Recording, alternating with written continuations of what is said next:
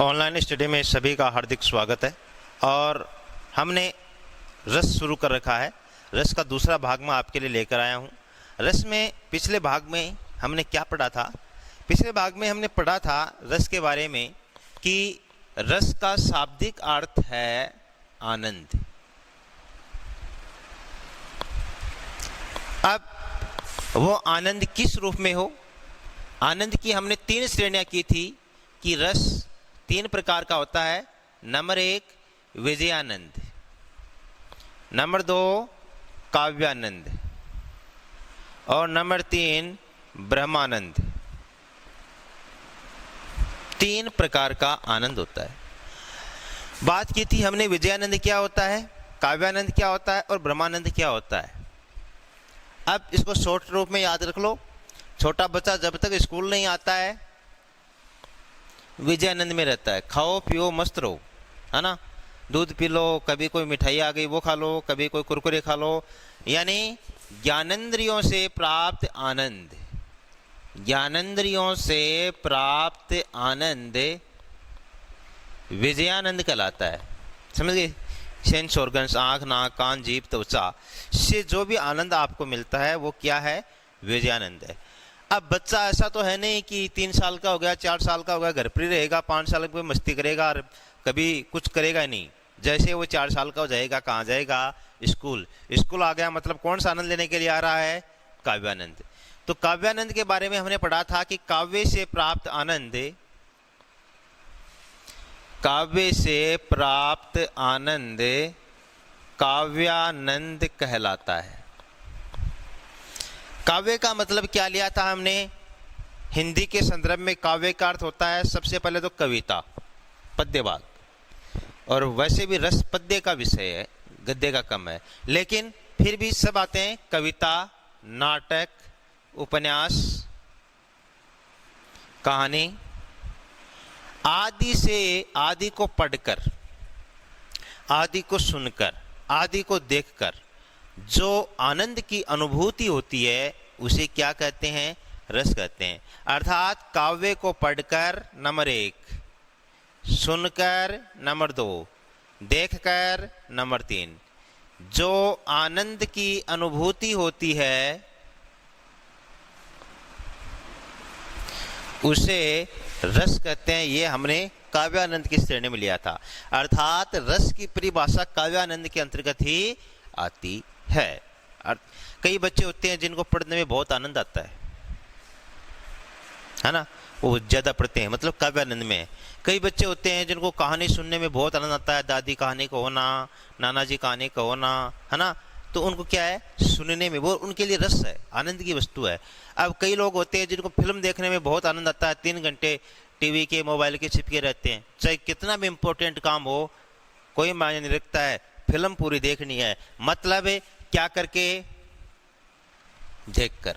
इसी कारण मैंने आपको बताया था कि नाटकों से सर्वाधिक रस की प्राप्ति होती है। नाटकों से सर्वाधिक रस की प्राप्ति होती है, अर्थात नाटक सबसे अधिक रस प्रदान करते हैं। अगला प्रश्न है क्यों होती है? क्योंकि नाटकों में अभिनय साथ में चलता है। अभिनय का मतलब एक्टिंग, अभिनय साथ में चलता है। इस कारण हमें फिल्म देखने में बहुत इंटरेस्ट आता है। एक तो फिल्म की स्टोरी बताए कोई, कम इंटरेस्ट आया। एक उस फिल्म को आप देखें, ज्यादा इंटरेस्ट आया। तो नाटकों में रस की प्राप्ति सर्वाधिक होती है। ब्रह्मानंद, ब्रह्मानंद के बारे में हमने पढ़ा था कि ब्रह्म का प्राप्त करने का आनंद, ब्रह्म को प्राप्त करने का आनंद क्या कहलाता है? ब्रह्मानंद कहलाता है। ब्रह्म का अर्थ होता है ईश्वर। जिसको ईश्वर मिल गया उसके लिए दुनिया का हर आनंद छोटा है, ये सबसे बड़ा आनंद है। और ब्रह्मानंद मिलेगा किससे? काव्यानंद से। ब्रह्मानंद का रास्ता कहां से होकर गुजरता है? काव्यानंद का। अर्थात आप गीता, उपनिषद, रामायण, महाभारत, है ना, गीत, बाइबल, कुरान आदि नहीं पढ़ेंगे तो आप ईश्वर तक कैसे पहुंच सकते हैं? आपके मर्म को कैसे छू सकते हैं? और आप किस प्रकार से अपने आप को आत्म और परमात्मा से जोड़ सकते हैं? इसका मार्ग है काव्यानंद। ये चर्चा हमने पिछले वीडियो में कर ली थी। अब हम आज पढ़ेंगे रस की कुछ विशेषताएं।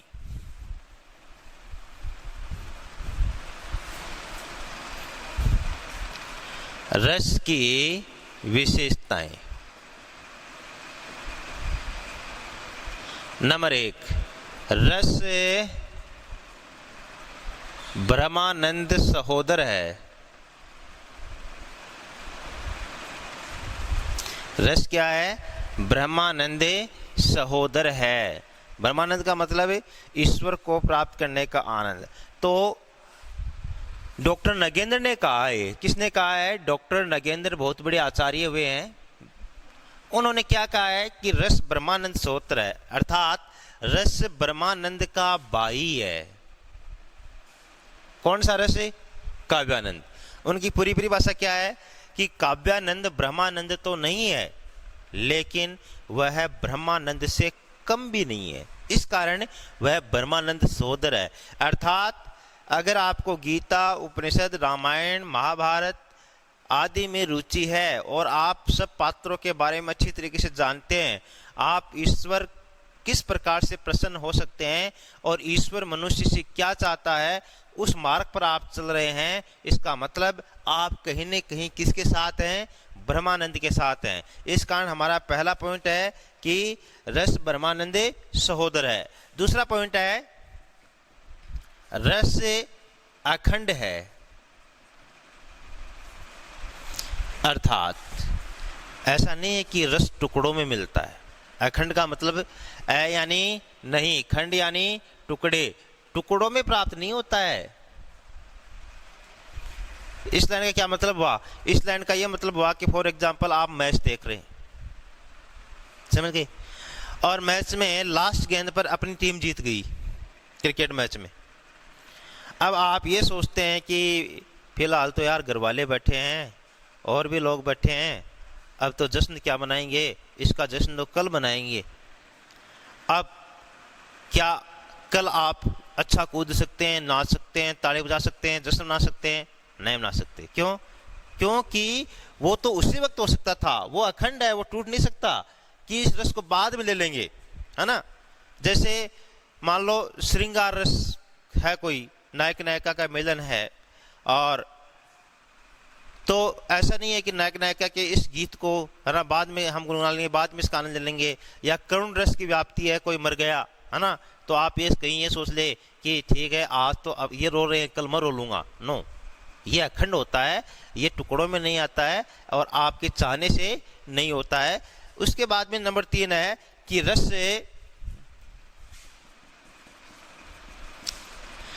सत्व गुण अवस्था में ही प्राप्त होता है। रस सत्व गुण अवस्था में ही प्राप्त होता है। अब आप ये सोचोगे सत्व गुण अवस्था कौन सी है? अवस्था 3 प्रकार की होती है, सत्वगुण, रजोगुण और तमोगुण, जिसमें से इन 2 में रस प्राप्त नहीं होता है, मात्र सत्व गुण अवस्था में ही प्राप्त होता है। अब सत्व गुण क्या होता है? फॉर एग्जाम्पल, हमारे परिवार में या आपके परिवार में कोई व्यक्ति पागल है, जिसको कोई मतलब नहीं है क्या हो रहा है क्या नहीं हो रहा, सिर्फ वो खाता है ना। अब हमारे परिवार में मान लो शादी ब्याह है, उसको कोई खुशी नहीं होगी, कोई आनंद नहीं है उसको। हमारे परिवार में कोई मर गया, उसको कोई मतलब नहीं है, उसको पता ही नहीं कि मरा हुआ क्या होता है, मरना क्या होता है, क्योंकि वो किस अवस्था में नहीं है? सत्व गुण अवस्था में नहीं है। दूसरी बात, आप अपने दादी को ये कहो कि दादी आज भारत और पाकिस्तान के बीच में और सेमीफाइनल है विश्व कप का और पूरा देश देख रहा है, आजा तेरे को भी दिखाऊं। अब दादी को पता ही नहीं क्रिकेट क्या होता है ना, क्या भारत क्या पाकिस्तान। ऐसे में दादी किस में नहीं है? सत्व गुण अवस्था में नहीं है। अर्थात जिस चीज के लिए आप रस लेना चाहते हैं उसमें आपका पूरा ज्ञान होना चाहिए, उस चीज से आप जुड़े होने चाहिए, उसमें आपको आनंद की अनुभूति होनी चाहिए, तब जाकर आपको रस मिलता है। इसलिए रस सत्व गुण अवस्था में ही मिलता है। नेक्स्ट है रस वेदांतर स्पर्श शून्य है।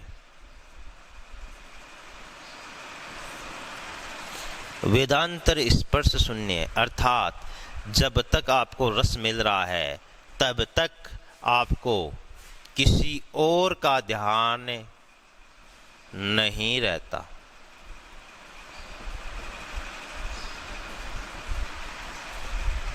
वेदांतर स्पर्श शून्य है, रस के समय किसी और चीज की अनुभूति नहीं होती। अर्थात ये कह सकते हैं कि रसानुभूति के समय व्यक्ति एकाग्रचित्त रहता है। अब इसको कैसे समझे? लास्ट ओवर चल रहा है ना, जीत के लिए 6 गेंद में चाहिए 13 रन और बढ़िया बल्लेबाज बैटिंग कर रहा है, 5 मिनट का काम है। पता चला कि किसी ने पुकार की है कि गाय खुल गई, कोई कह रहा लाइट आ गई, लाइट चालू करो, है ना, कोई ये कह रहा है कि उधर देखो आग लग गई, कोई ये कह रहा है कि उधर देखो क्या दुर्घटना हो गई। आप कहीं नहीं जाएंगे आने वाले 5 मिनट, क्योंकि आपको इन चीजों का ध्यान ही नहीं है। रस वेदांतर स्पर्श शून्य, रसानुभूति के समय आश्रय को किसी भी चीज का कोई ज्ञान नहीं रहता है और न वो चाहता है। और इस दौरान अगर आपको कोई परेशान करे तो आपको क्रोध आएगा। अब चाहे आप कहानी पढ़ रहे हैं, कहानी के लास्ट 2 पैराग्राफ बचे, कहानी बहुत इंटरेस्टिंग है, मुंशी प्रेमचंद की कहानी है, जैनेन्द्र की कहानी है, महादेवी वर्मा की कहानी है, किसी की भी है, बहुत इंटरेस्टिंग कहानी चल रही है, और आपको ये कहे कि तो 5 मिनट 1 मिनट में आए, आप ये कहेंगे तो 2 मिनट रुक जा। क्योंकि आपको उस वक्त जो रस मिल रहा है उस रस में आप किसी और चीज की तरफ आप अपना ध्यान नहीं बटाना चाहते। इस कारण रस क्या है? वेदांतर स्पर्श शून्य है। नेक्स्ट है रस चिन्मय है, अर्थात चैतन्य अवस्था में ही रस की प्राप्ति होती है। सुषुप्त अवस्था में रस की प्राप्ति, सुषुप्त का मतलब सोना, चैतन्य अवस्था में ही रस की प्राप्ति होगी। अब फॉर एग्जाम्पल रामचरितमानस खोलकर बैठ गए आप, और क्यों बैठ गए? क्योंकि विद्वानों ने कहा कि रामचरितमानस में भक्ति रस है वो इतना अच्छा टपकता है तुलसीदास जी का, या श्रीमद् भगवद गीता लेकर बैठ गए कि श्री कृष्ण ने जो कुछ कहा वो आज तक ऑथेंटिक है, प्रामाणिक है, और आज तक उसका कोई भी श्लोक है वो सत्यता के पार आया है।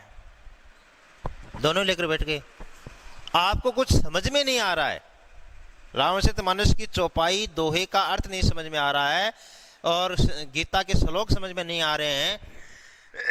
मतलब आप किस अवस्था में नहीं है? चैतन्य अवस्था में नहीं है। अर्थात यह अखबार पढ़ रहे हैं, अखबार में हेडिंग है कि उपभोक्ताओं पर बिजली का बिल है वो करंट मार रहा है। अब आप ये सोच रहे हैं बिजली का बिल करंट कैसे मारता है, और आपको ये नहीं पता कि उपभोक्ता क्या होता है। तो मतलब आप कुछ नहीं समझेंगे, आप चिन्मय अवस्था में नहीं है, चैतन्य अवस्था में नहीं है, या आपको फिल्म के बारे में कोई नॉलेज नहीं है, सुर क्या होता है, लय क्या होता है, ताल क्या होता है, और सीन क्या होता है, अलावा इसके यहाँ किस प्रकार से ये बात कहलाई गई है, या यहाँ इस बात का क्या मतलब है, या यहाँ पर निर्देशक हमें क्या समझाना चाहता है। अगर आपका दिमाग इतना काम नहीं करता है तो आपको रस नहीं मिल सकता। अर्थात रस चिन्मय या चैतन्य अवस्था में ही मिलता है। रसानुभूति, नेक्स्ट पॉइंट है रसानुभूति केवल सहृदय को होती है।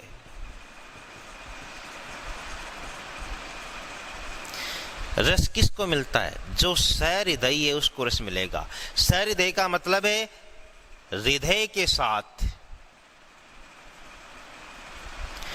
अगर आपको किसी चीज के टूटने पर दुख नहीं होता है तो मतलब आपको पता ही नहीं कि रस क्या होता है। अगर कोई नई चीज घर में आई है आपको खुशी नहीं होती है तो पता ही नहीं, आप क्या नहीं है? सहृदय नहीं है। अगर कोई मर गया, आपकी आपकी कोई दुख का भाव ही नहीं है, पीड़ा ही नहीं है, कोई कष्ट ही नहीं है, और आप कुछ सोच नहीं रहे हैं, मतलब सहृदय नहीं है। आपके घर में बहुत बड़ा प्रोग्राम है और एक आम दिन की तरह वो दिन भी बीत रहा है, मतलब आप क्या नहीं है, सहृदय नहीं है। रस प्राप्त करने के लिए सहृदयी होना आवश्यक है। कहानी पढ़ रहे हैं और कहानी से आप जुड़े नहीं, और आधी कहानी पढ़ दी, अब तक कुछ समझ में नहीं आया, आप क्या नहीं है, सहृदय नहीं है। फिल्म देख रहे हैं, फिल्म में डायलॉग समझ में नहीं आ रहे हैं, सहृदयी नहीं। तो रस हमेशा, रसानुभूति केवल सहृदय को प्राप्त होती है, अर्थात जो हृदय से काव्य के बारे में ज्ञान रखता है उसी को रसानुभूति प्राप्त होती है। यह बात हमने पढ़ी है। अब हम बात करेंगे रस के बारे में आगे। क्या बात करेंगे कि रस है क्या।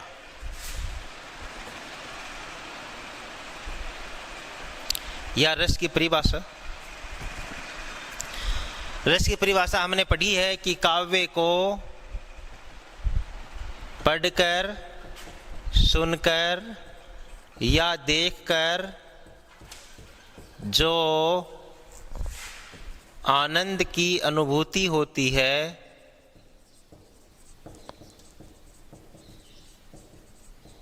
उसे रस कहते हैं। अब आचार्य भरत मुनि ने क्या कहा है, यहां से कक्षा 10 के विद्यार्थी विशेष ध्यान दें। यहां से ये मान लो कि आपके टॉपिक शुरू हो रहा है। आचार्य भरत मुनि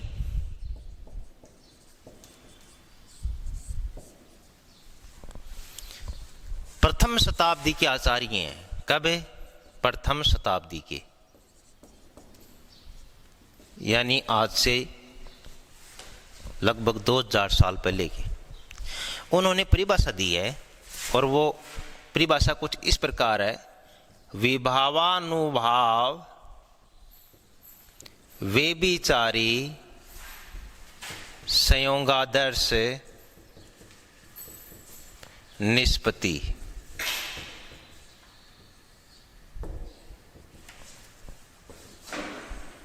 ये किसने कहा है? आचार्य भरत मुनि ने कहा है। क्या कहा है? विभावानुभाव व्यभिचारी संयोगादर्श निष्पत्ति। अब आप सोच रहे होंगे कि ये क्या लिख दिया, क्या माजरा है। इस लाइन पर एक बार नहीं आएंगे भरत मुनि की। हम सबसे पहले हमारा टॉपिक शुरू करते हैं, बाद में आएंगे इस पर। यहां से शुरू होता है रस के अवयव या रस के अंग या रसावयव, एक ही बात है सबकी। अंग का मतलब पार्ट, रसावयव अवयव का मतलब अंग। तो ये तो क्या है? सामासिक विग्रह है, ये सामासिक पद है, ये मान लो बस। रसावयव, रस के 4 अंग होते हैं। कितने अंग होते हैं? 4। नंबर 1 विभाव, नंबर 2 अनुभाव, नंबर 3 संचारी भाव, और नंबर 4 स्थायी भाव। रस के 4 अंग होते हैं। रसावयव 4 प्रकार के होते हैं। कौन से? विभाव, अनुभाव, संचारी भाव, स्थायी भाव। अभी क्या होते हैं, कैसे होते हैं, इनकी चर्चा हम करेंगे। तो यहां आचार्य भरत मुनि के रस सूत्र पर हम वापस चलते हैं। क्या बताया है? देखो ये विभाव है ना, देखो ये रहा विभाव, ये अनुभाव है ना, ये रहा अनुभाव। विभावानुभाव दोनों हो गए। विभाव अनुभाव, संधि हो गई, दीर्घ संधि, दोनों को एक जगह जोड़ दिया कि विभाव प्लस अनुभाव।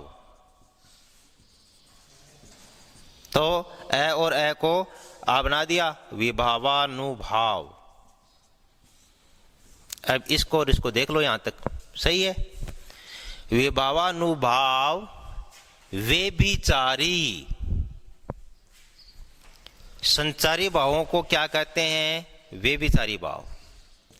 संचारी भावों का दूसरा नाम क्या है? व्यभिचारी भाव है। ये आ गई। संयोगादर्श अर्थात इनके संयोग से। संयोगादर्श का मतलब इनके संयोग से। क्या लिखा है? विभाव अनुभाव संचारी भाव के संयोग से रस निष्पत्ति, रस निकलता है या रस का निर्माण होता है। रस निष्पत्ति का मतलब है रस निकलता है या रस मिलता है। परिभाषा क्लियर? क्या लिखा है? विभावानुभाव व्यभिचारी संयोगादर्श निष्पत्ति अर्थात विभाव अनुभाव और व्यभिचारी भावों के संयोग से रस का निर्माण होता है। इस आधार पर अभी तक आचार्य भरत मुनि ने चर्चा किसकी नहीं की है? स्थायी भाव की। ये भी प्रश्न है। क्या प्रश्न है? प्रश्न बन सकता है कि आचार्य भरत मुनि ने किस रसावयव की चर्चा अपने रस सूत्र में नहीं की है? तो आपका उत्तर होगा स्थायी भाव। आचार्य भरत मुनि ने स्थायी भाव की चर्चा अपने रस सूत्र में नहीं की है, जबकि विद्वानों का मानना है कि बिना स्थायी भाव के रस की प्राप्ति हो ही नहीं सकती। क्लियर? आचार्य भरत मुनि ने किस चर्चा नहीं की है? स्थायी भाव की, जबकि बिना स्थायी भाव के रस की प्राप्ति संभव है नहीं है। उसके बाद क्या है? अगला प्रश्न है, आचार्य भरत मुनि ने संचारी भावों को क्या कहा है? उत्तर, आचार्य भरत मुनि ने संचारी भावों को व्यभिचारी भाव कहा है। दो प्रश्न क्लियर हो गए। तीसरा प्रश्न, आचार्य भरत मुनि के रस की परिभाषा लिखो। आचार्य भरत मुनि के अनुसार विभावानुभाव व्यभिचारी संयोगादर्श निष्पत्ति। कंप्लीट। चौथा प्रश्न, रस के अवयव या रस के अंग लिखिए। विभाव अनुभाव संचारी भाव स्थायी भाव लिखने। या ऑब्जेक्टिव टाइप क्वेश्चन बनेगा कि रस के अंग निम्नलिखित में से रस का अंग कौन सा नहीं है? ये चार है, इन चार में से एक दूसरा मिलेगा, वो आपका उत्तर सही हो जाएगा। समझ गए? इसलिए आज हमने पढ़ा यहां तक ले आए अपन। हमारी पढ़ाई यहां से स्टार्ट हुई है। ये हमारी परिभाषा है, यह आचार्य भरत मुनि का रस सूत्र है, ये रस के अंग है। अब ये इन्हें कहते क्या हैं, इस बात पर चर्चा करेंगे। समझ में आएगा, समझने पर समझ में आएगा। रस बहुत आसान है ना, और इतने आसान तरीके से मैं समझाने का प्रयास करूंगा कि आपको रस अपने आप समझ में आ जाएगा। अब अगले वीडियो में हम पढ़ेंगे विभाव अनुभाव संचारी भाव और स्थायी भाव क्या होते हैं। विस्तार से इसके बारे में जानकारी करेंगे। आज के लिए बस इतना ही। धन्यवाद।